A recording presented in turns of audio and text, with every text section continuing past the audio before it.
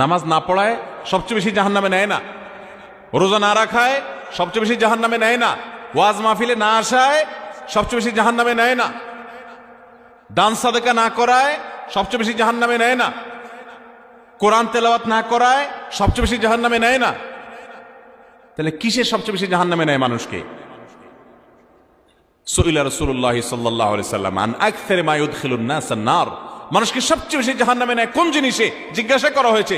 নবীজি বলেছেন দুই জিনিসে, আল ফামু ওয়াল ফারাজ, মানুষের জিহ্বা, মুখ এবং লজ্জাস্থান, এই দুইটা অঙ্গ মানুষকে সবচেয়ে বেশি জাহান্নামে নিয়ে যাবে।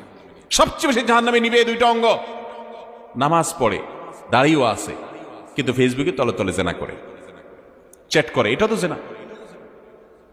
মানে সে কারোর প্রতি আসক্ত, হারাম রিলেশন হয়ে গেছে, এটা মহামারীর আকার ধারণ করে। সবচেয়ে বেশি মানুষ জাহান্নামে যাবে এই পাপের কারণে, অপরাধের কারণে।